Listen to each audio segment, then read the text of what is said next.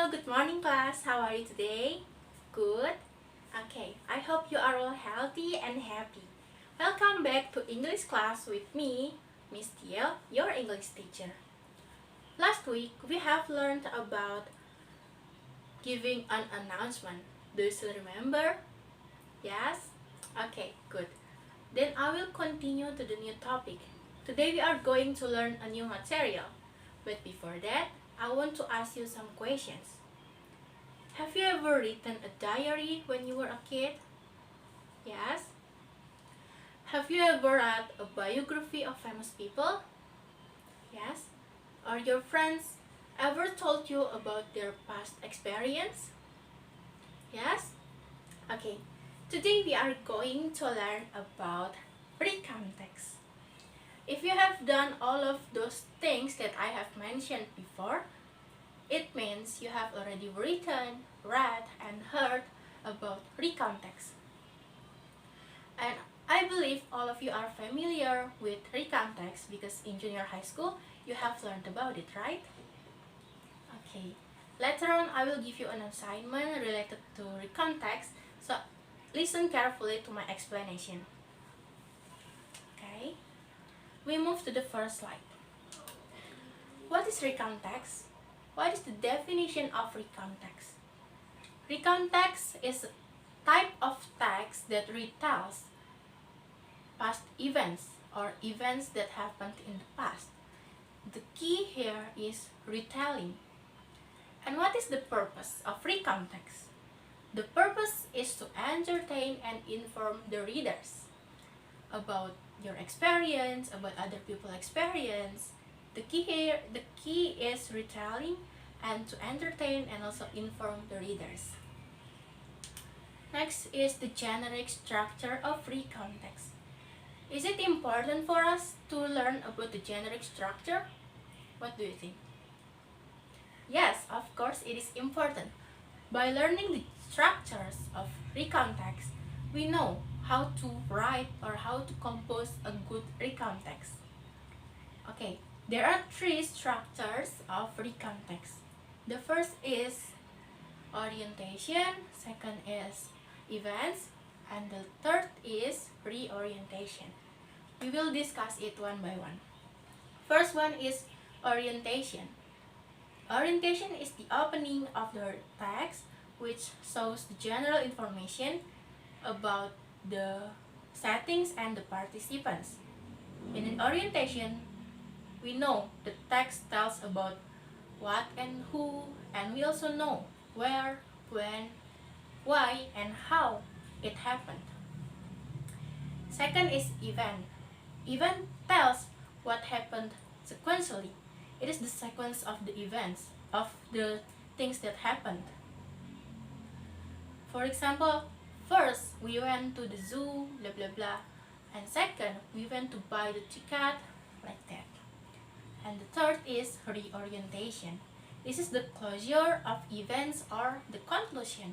In here, the writer can write the opinions or the feelings related to the events. Up here, is there any questions? If you have any question, you can ask me. No? Okay. Then I will continue. Next is the language features of recount text. There are 5. Simple past tense, action verbs, adverbs, adjectives, and chronological connection.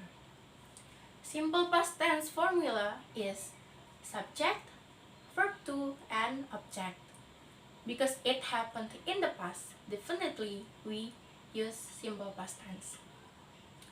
And then action verbs. We use action verbs because there are activities to be told, like go, see, walk, sing, etc. But don't forget to use the simple past tense form. For example, go become went, see become saw, like that. Next is adverbs or adverbial phrase. It is used to emphasize the settings of the text, like the time, the place, or the situation. For example, last year in Indonesia, near the shop, etc. The next is adjectives.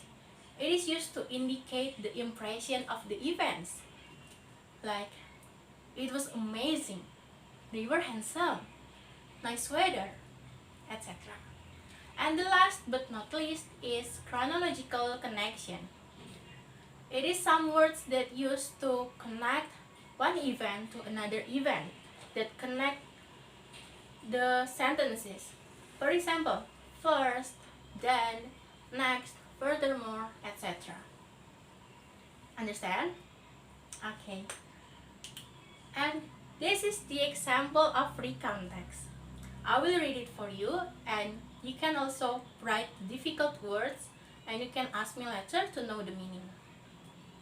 Okay, first we have the title, of course. It is important for us to write the title to describe the text. Later on, I want you to give your text title, okay? Okay, the title here is A Trip to the Zoo. First paragraph. Last week, my family and I went to the zoo in Jakarta. We went there by car. When we arrived at the zoo, we bought the ticket to enter the zoo. And go to the second paragraph. After buying the ticket, we walked inside the zoo. The place was clean. The animals were treated well. We bought some food to give to the animals. During lunch, my little brother fed some birds in the park and he almost got pecked. It was so funny seeing his reaction. Before we went home, we took a picture with a white lion cub. The last paragraph. When we went home, we were tired but happy because we had so much fun. I enjoyed spending time with my family. Okay, from the text, can you know what is the orientation, reorientation, and the events? Anyone? Okay. What? The first paragraph is orientation. Good. Of course, the first paragraph is orientation because it is the opening of the text and we know the place, the time, and how they got there. And the second paragraph is events. Yes, because this is the chronological things that happened, like buying the ticket, walk inside the zoo, bought some food, fed some birds, took a picture, and there are the action verbs and also the chronological connection, like after, before.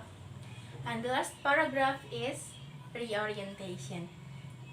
In the last paragraph, we know that the writer concludes he or she experience here, and he or she also wrote the feelings and the opinions, like we were tired but happy and I enjoyed spending time with my family. Okay, is there any question about this? No? Okay, good. Now I believe all of you have already understand and are able to compose or to write a recount text. Then practice time. Okay, in today's assignment, you will write a recount text in 100 to 300 words about unforgettable moments in your life. It can be anything. Your birthday, your graduation, your broken heart, anything. But you have to remember that it happened in the past, okay? Don't forget to use the generic structure, the language features, and also the purpose. If you have any questions, you can contact me and you can ask me now. No? Okay. And the assignment, I will check next week. So, do your assignment, right? Okay, I think that's all of our class today. And this is the end of our class. If you have any question, feel free to contact me. And next week, I will check your work. And don't forget to learn and do your homework. Stay happy, stay healthy, and see you next week.